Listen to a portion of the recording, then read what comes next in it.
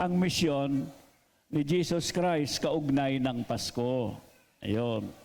Yung misyon naman po niya. Sabi po luto, Lucas, Kapitulo 4, 16 at 18. Umuwi si Jesus sa Nazaret, ang bayan na kung saan siya ay lumaki. Gaya ng kanyang nakaugalian, pumasok siya sa sinagoga ng araw ng pamamahinga at tumayo siya upang bumasa. At doon ibinigay sa kanya ang kasulatan ni Propeta Isaias. Binuksan niya ito sa dakong kinasusulatan ng ganito. Ang Espiritu ng Panginoon ay sumasa akin sapagkat hinirang niya ako upang una, ipangaral sa mga mahihirap ang magandang balita. Pangalawa, ay upang isugo niya ako upang ipahayag sa mga bihag na sila'y lalaya. At pangatlo, at sa mga bulag na sila'y makakakita, isinugo ako upang palayain ang mga naapi. Yun po yung pang-apat. So yung pang-apat ay sabi niya, isinugo niya ako upang palayain ang mga inaapi. So ito po yung misyon ng Panginoon. Kung bakit siya po'y naparito, na ito po ay sumusuma doon sa kanyang pagliligtas sa atin. Ipangaral sa mahihirap ang magandang balita. Bakit? Ang dahilan po sapagkat ang mahirap nga ay mahirap. Kapo sa lahat ng bagay.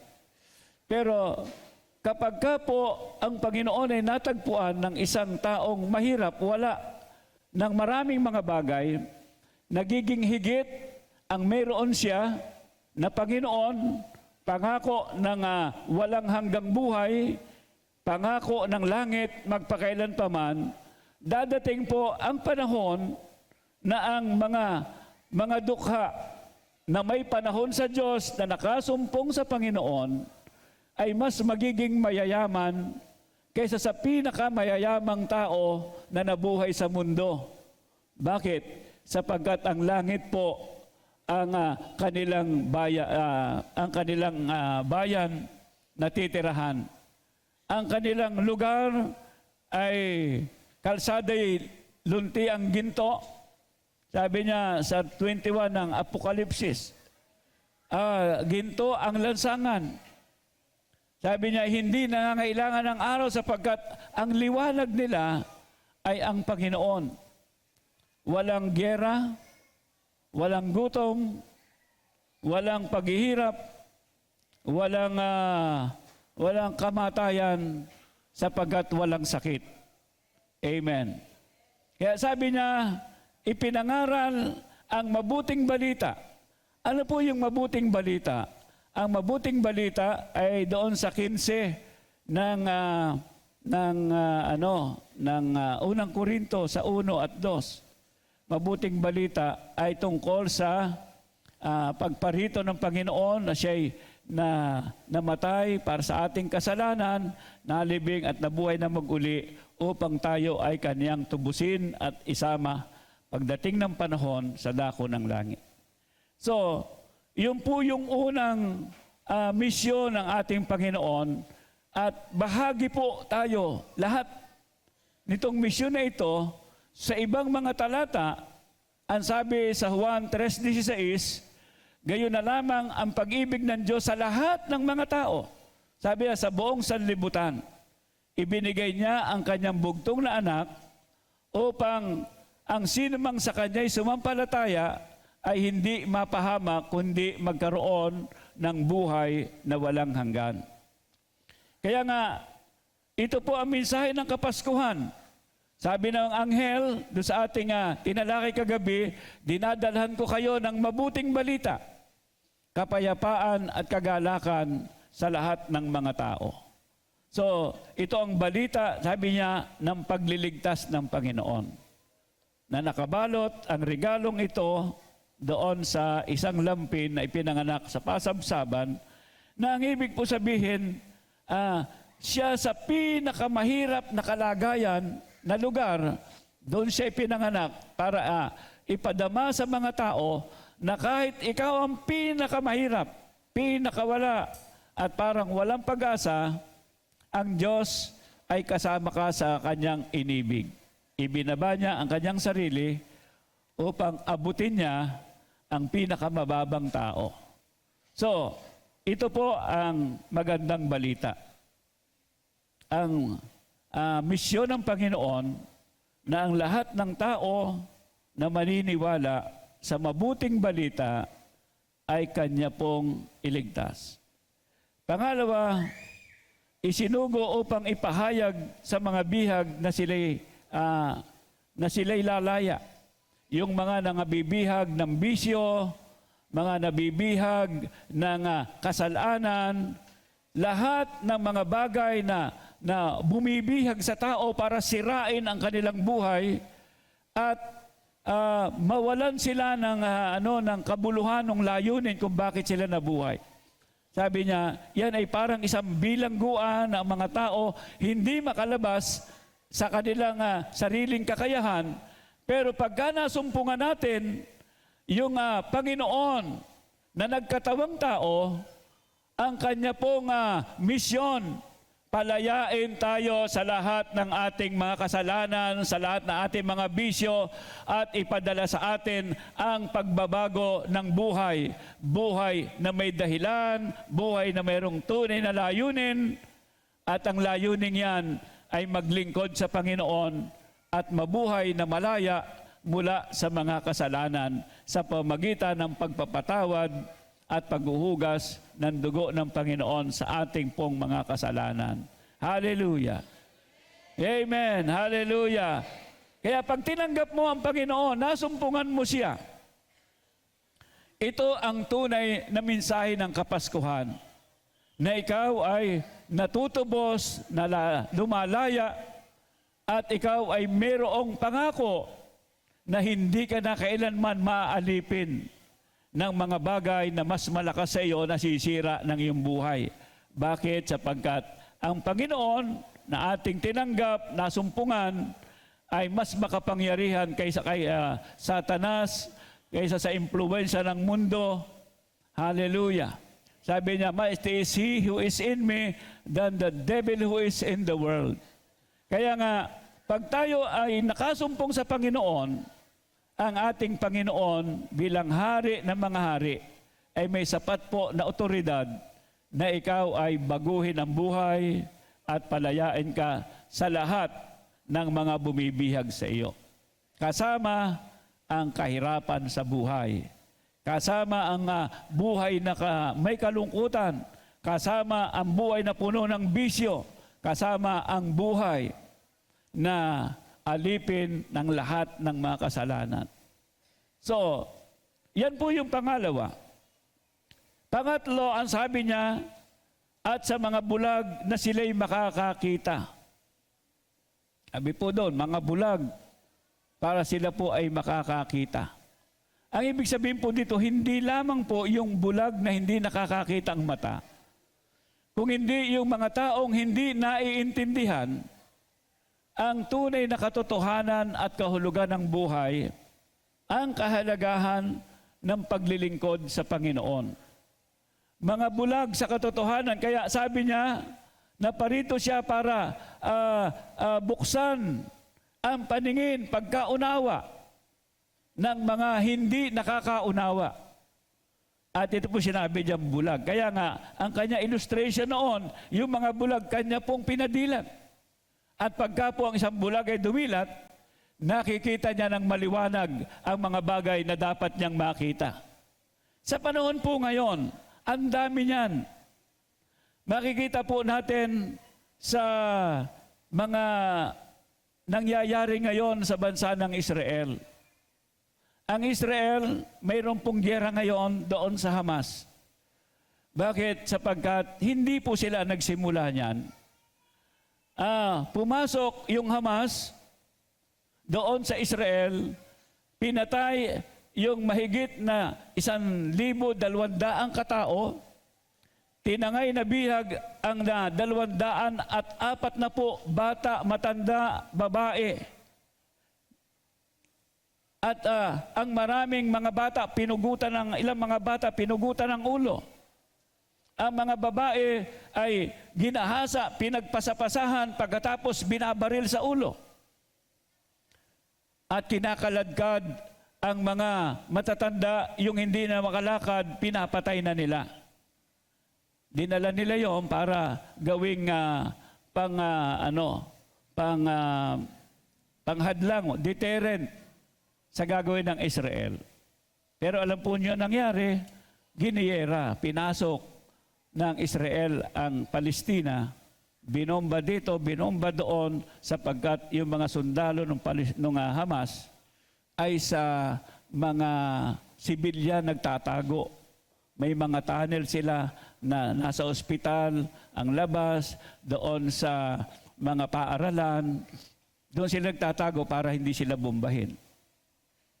At marami, mahaba yun, 500 kilometers daw yun. 500 kilometro yung butas, yung tunnel sa ilalim. Ngayon, ang punto po, nung magkaroon ng gyera, marami ang mga tao na sa iba't ibang bansa na nagrarally na ang Israel ang pinalalabas nilang masama at mga genocide. Ang hindi po nila na isinisigaw, yung Hamas ay pumasok, pumatay na 1,200 sa mamamayan na Israel ng hostage ng 204 na. At pagkatapos po, rally sila ng rally, ibagsak, lipulin ang Israel sapagkat sila masama. Yun po yung, degradation ng moral blindness. Hindi na nakikita nila yung tama, hindi na makita yung tama. At alam po naman natin, ang dahilan po niyan ay maling paniniwala na itinuro ng relihiyon. Na kagaya ng mga sa Muslim na sa Quran nila, pagpapatayin ang mga Hudyo. So, yun po yung blindness. Maraming mga pagkabulag. Mga tao na hayag na mayroong langit, pero wala silang pakialam. Mga tao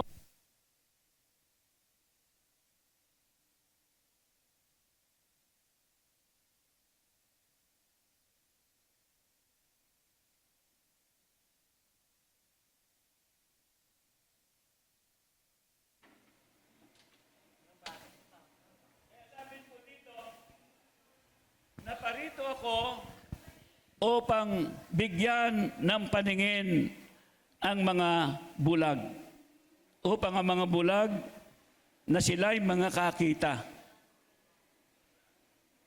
Pang-apat, ang sabi niya, isinugo ako upang palayain ang mga inaapi.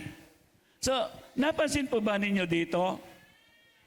Mahalaga sa Diyos yung kalagayan ng mga dukha, yung mga api.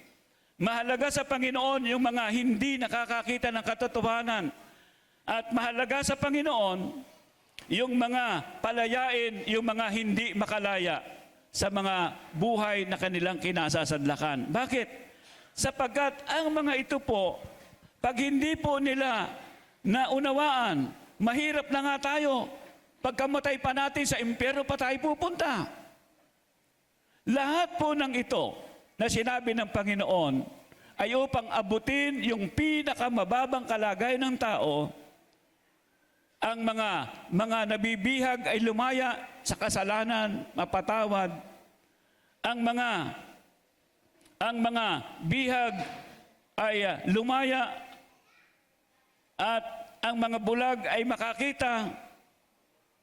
Ang mahihirap sa kanila ipangaral ang mabuting balita at palayain ang mga inaapi.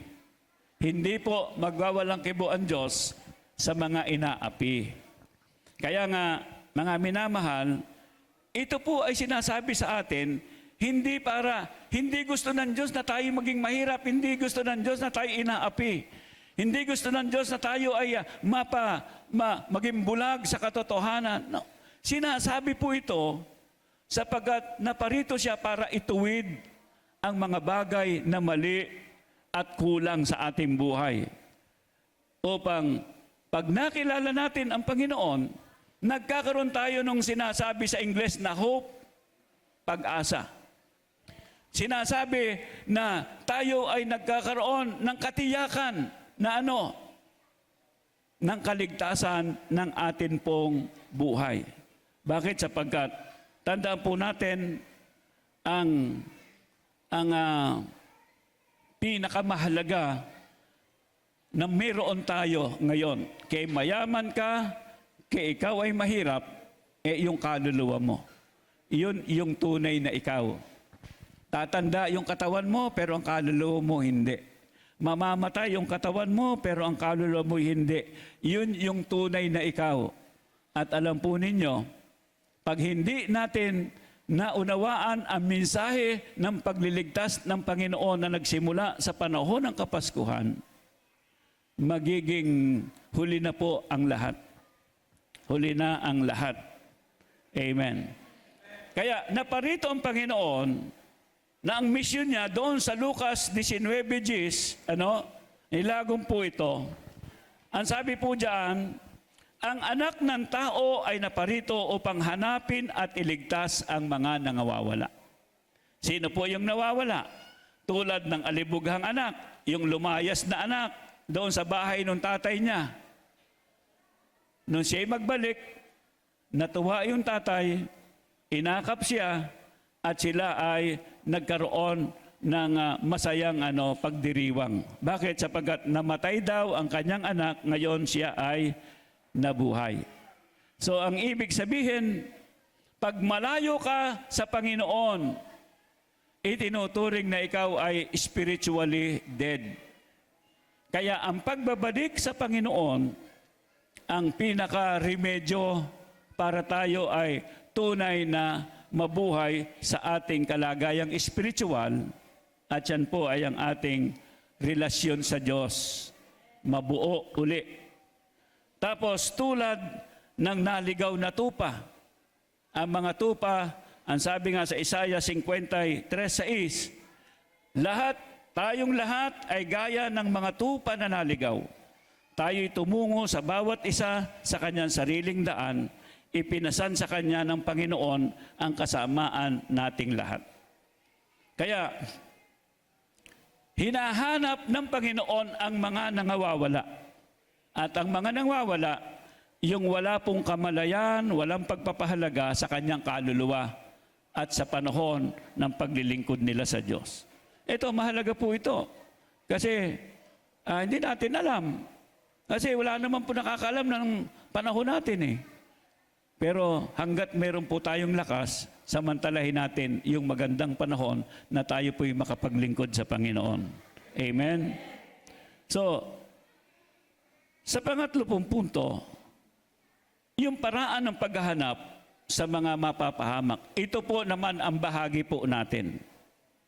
Una, tayo po pagka tayo ay naging anak na ng Diyos, natagpuan na tayo po nailigtas na at naging bahagi tayo ng kanya pong misyon, ng kanyang pamilya, dapat po tayo'y bahagi ng kanya ring misyon. Hindi lang kaligtasan ng kaluluwa natin, maging bahagi tayo'y magpagamit doon sa misyon ng Panginoon. Paano? Sa pamagitan ng pag-aanyaya. Lucas 14:16-24. Sabi po dito, di ba, yung isang lalaki naghanda ng piging. Birthday siguro niya. Inanyayahan niya ang mga tao, pero alam po ninyo, doon sa 18, ngunit, sabi dito sa 17, nang dumating ang oras ng handaan, 14:17. Nang dumating ang oras ng handaan, inutusan niya ang kanyang mga alipin at ipinasasabi sa mga inanyayahan, halina kayo, handa na ang lahat. Ngunit nagdahilan silang lahat. Ang sabi ng una, nakabili ako ng bukid at kailangan ko itong puntahan. Kayo na sana ang bahalang magpaumanhin sa akin. Sinabi naman ng isa, nakabili ako ng 5 pares ng kalabaw at kailangang masubukan ko sa bukid ang mga yon. Kayo na sana ang bahalang magpaumanhin sa akin. Sinabi naman ng isa, ako'y bagong kasal, kaya't hindi ako makadadalo sa paanyaya. Bumalik ang alipin at ibinalita ito sa kanyang Panginoon. Nagalit ang Panginoon at sinabi sa alipin, magmadali kang pumunta sa mga lansangan at mga makikipot na mga daan ng lungsod at isama mo rito ang mga mahihirap, mga lumpo, mga bulag at mga pilay. At sinabi ng alipin, Panginoon, nagawa ko na po ang iniuutos ninyo, ngunit marami pang bakanting upuan.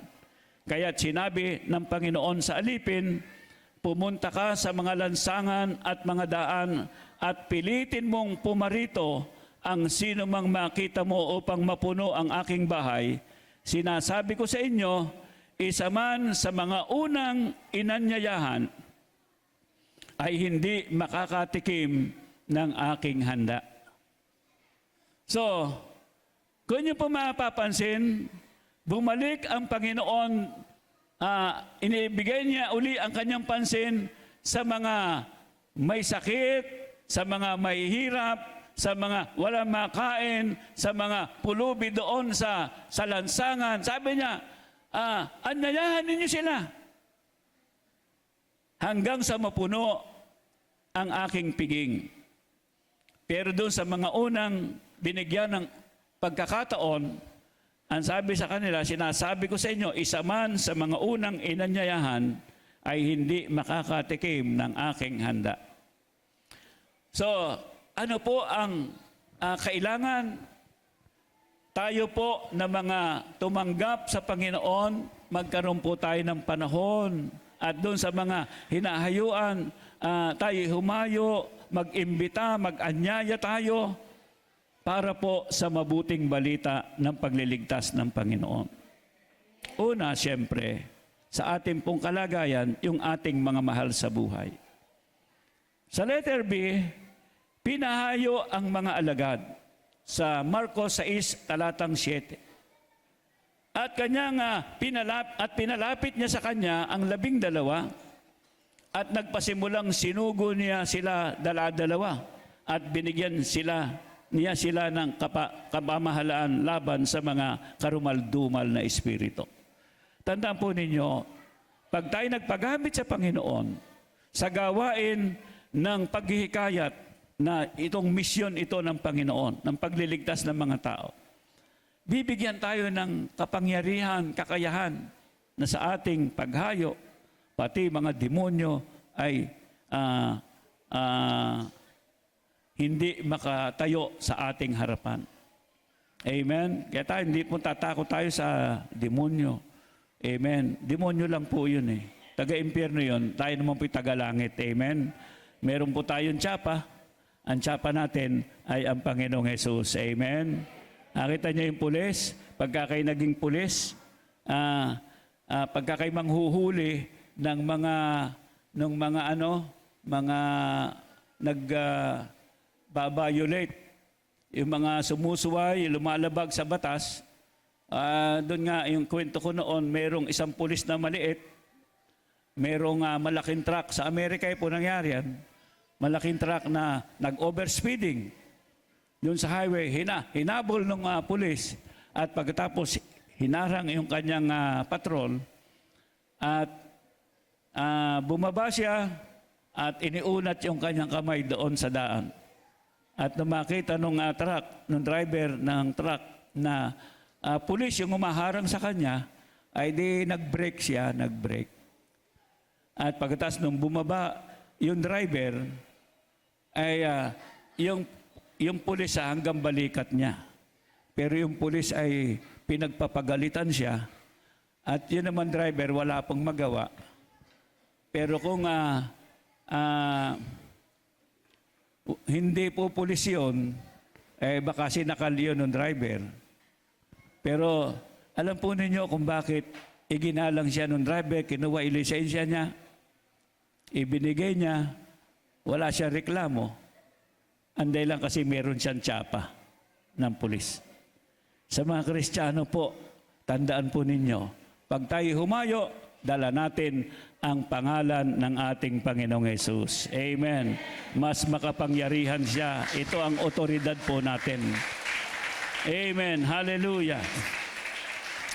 So, tayo po ay pinahayo, mga manampalataya, para mag-anyaya. Ang mga alagad, pinahayo dalawa sa bahay-bahay para mag-anyaya at ipangaral ang mabuting balita. Letter C, sabi doon, agawin at kaawaan ang mga mapapahamak. Doon sa ating unang binasa, sa Lucas 4, ang sabi niya ay, pilitin nyo. Pilitin, doon doon sa piging, pilitin ikan nyo. Yung mga mahihirap doon, yung mga inaapi doon, yung mga sa lansangan doon. Alam mo nyo kung bakit? Kasi mas may panahon sila eh. Yung mga mayayaman ngayon, tinan po ninyo, kasi everything is taken care of. Lahat ay ayos. Wala silang panahon sa Diyos, pero marami siyang panahon sa lahat ng bagay. Kasi nga, may pera sila eh. Pero pagdating po ng panahon, sila ang magiging pinakamahirap pagharap natin sa Diyos. At tayo naman na may panahon, ang pinakamayayaman ng higit sa kanila. Amen. Amen. Hallelujah. Mag-ipon kayo ng kayamanan. Sabi niya, sa langit na hindi nasisira, hindi ninanakaw na magnanakaw. Sabi po rito sa Judas 1:23, agawin ninyo ang mga hahatulan sa apoy ng pag-ukom. Lalo na po yung ating mga anak. Gamitin natin authority natin sa kanila. Napakasakit na sila'y ating pinalaki, binigyan ng lahat, pero nabigo tayong ibigay ang pinakamabuting pamana sa kanila, at yan ay ang paglilingkod sa Panginoon. Pananampalataya, paglilingkod sa Panginoon. Pagdating ng panahon, para yung mayaman na walang panahon, napunta sa impyerno, sabi niya nakiusap, Amang Abraham, 5 pa yung kapatid ko. Pakiusap, ipadala mo si Moises o kaya ay ang isa sa nabuhay na muli sa mga patay para huwag mapapunta dito ang aking mga kapatid. Pero sabi ni Abraham, nasa kanila ang propeta, kahit isa pa ang mabuhay at bumalik para sabihin sa kanila, hindi rin sila maniniwala. So ang ibig sabihin po, only by the power of the Holy Spirit.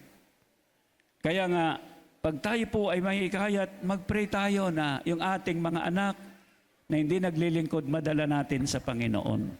Agawin, sabi dito, agawin at kaawaan ang mga mapapahamak. Sa pagtatapos natin, in conclusion, dito sa Isaiah 55, 6 at 7. Ang sabi po sa atin, inyong hanapin ang Panginoon samantalang siya'y masusumpungan. Bakit? Sapagkat may panahon po na hahanapin natin siya, hindi na ninyo siya masusumpungan. Sarado na. Pagkatapos sabi niya, magsitawag kayo o magsipanalangin kayo sa Kanya samantalang siya'y malapit, nakikinig pa siya. Merong panahon natatawag tayo pero hindi na makikinig ang Panginoon. Bakit? Huli na ang lahat.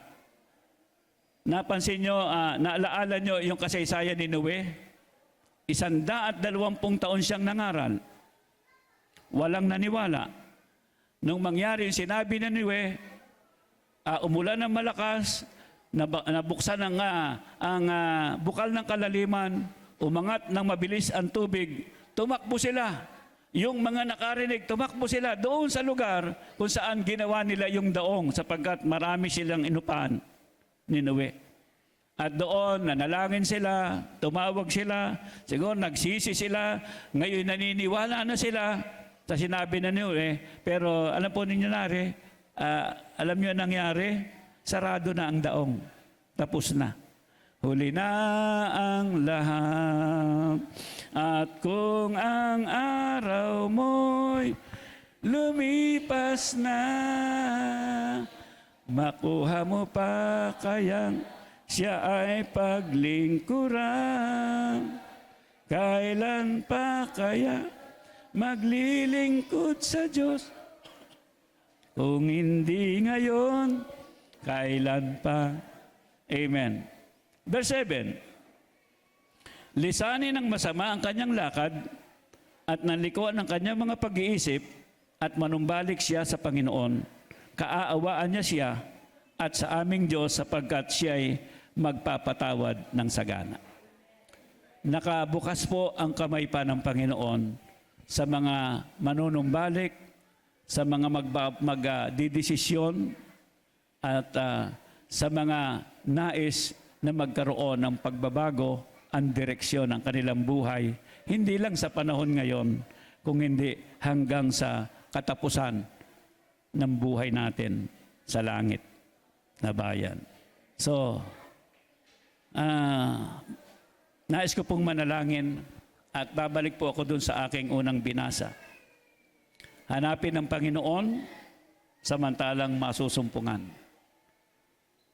Magsitawag o manalangin sa Kanya samantalang malapit. Lisanin ng masama ang lakad niya na masama at nanliko ang pag-iisip niya at manumbalik siya sa Panginoon. Pag nanumbalik daw, sabi niya, kaaawaan tayo ng sagana sapagkat siya'y magpapatawad ng sagana sa atin. Walang pinakamagandang buhay po sa mundong ito kung hindi yung buhay na may kaugnayan sa ating Panginoon. Na iniwan ng langit, pumunta sa lupa para hanapin at iligtas tayo. At ngayon po, narito tayo lahat, natagpuan tayo ng Panginoon. Sa mga baguhan, nanto po kahit hindi nagkataon, paraan po ng Diyos ito para marinig ninyo ang mabuting balita. So, tumayo po tayong lahat. Aawitin po natin yung kailan pa ibibigay ang buhay at lakas. Ilagay mo nga, PJ. Pagkatapos po, mananalangin po tayo at sana hindi po maging huli ang lahat bago tayo magpasya. Hallelujah. Kay bata, kay nasa gitna tayo na edad natin o matanda na, sabi niya, ngayon, mayroon pang panahon. Bukas pa ang oportunidad. Amen.